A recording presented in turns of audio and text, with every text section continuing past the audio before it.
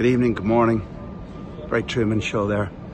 Yeah, welcome to Canada against Guatemala. You can see their purplosity. There's huge purplosity everywhere. That's because we're in the Minnesota Vikings stadium. It's climate controlled, as they call it, air-conned, cold, which is fantastic. There's a roof, and today at 3 o'clock my time, first of all, we'll see Canada-Guatemala in the quarterfinal. It'll be immediately followed at 6 p.m. by the US against Costa Rica. That profiles as a bit of a gangbuster game. Proud to have lived through my first tornado warning, strode manfully through my first tornado warning, which really means rolled over and went back to sleep after the national alert made my phone explode, and a siren went off like a bomb siren, a nuclear warning outside the hotel window, loud and proud, and didn't wake anybody up. Then the tornado that followed probably would have done, bit of window rattling, big old hotel, didn't fall down thankfully, bit of damage done. First tornado manfully coped with. Look, tomorrow morning, I'll be letting you know who's gone through to the semi-finals of the Gold Cup. But I've always thought that maybe rather than the actual football in this tournament, for you guys that follow Revista de la Liga, maybe it's the anecdotes behind the scenes. So I'm queuing up a little look at yesterday's prep up with Canada and Jesse Marsch.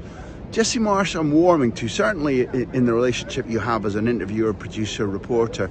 Players can speak for themselves, but he's forthright. He's got a million words bursting out of him all the time, many of them at the training ground, swear words, which I absolutely fucking love, as you already know. And there was a tiny little incident whereby, having played keepy-uppy, watching his players stretch and get ready, he was slagging off one of the kit man and saying, somebody get Ryan a new pair of glasses, and he was digging out one of the players. And then what happened was he saw a precision millimetrical piece of detail that he didn't like, and he yelled and shouted at one of his physical prep guys who hadn't laid things out correctly. And he shouted out, Danny, have you seen, look, this isn't right. And Danny shouts from a long distance away to say, oh, all right, do you want to come? No, look, it's not that far wrong. Just leave it, says Jesse, just leave it. And then turns away into somebody else. Says, fucking details are important, man, details are important. And Danny, having been told to leave it by his boss, maybe there was a little bit of, what do they call it, passive-aggressive going on. Still, once he's finished the task he was on, walks down the 60 yards to where the coach had been and starts to sort the little detail out. Here are a couple of videos showing what went on, and then I'll pick up right at the end, back here in the Purple People Eater Stadium. This is called the National Sports Center. It's in Minneapolis, Minnesota. There's a great big dragonfly trying to kill me. And that's the Canada team with their coach Jesse Marsch. And I'm going to tell you a couple of minor anecdotes about it, but again, interesting talking to them, interesting listening to him too. Ladies and gentlemen of Revista de la Liga, you can tell I'm tired. This is Canada.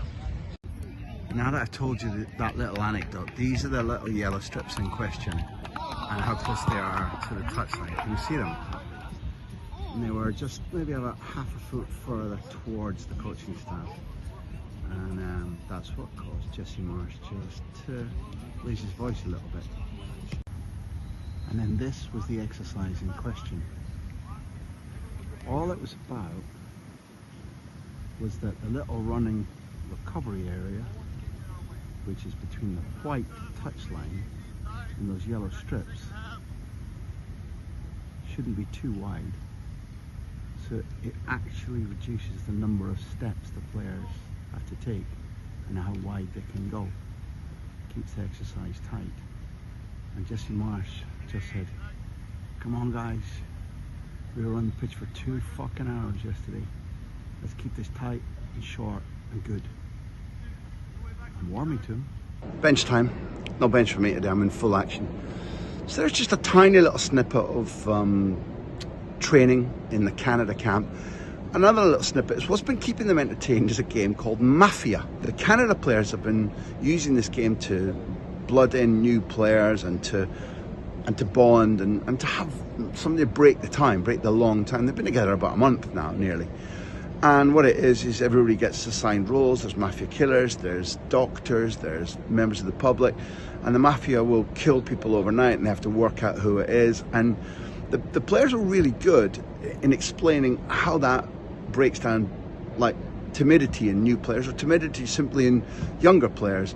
They said that Jonathan David, the striker from Lille, who now has this big row about is he moving, isn't he moving, and in fact Jesse Marsch in the press conference yesterday had to say Jonathan is completely confident in his representatives and they're handling it fine and remain calm, all is well was the message. Tani told us that Jonathan David is the Don, and then Jonathan David told us whoever told you that is lying. So that Mafia game seeps into real life. Deny, deny, deny, and score a goal.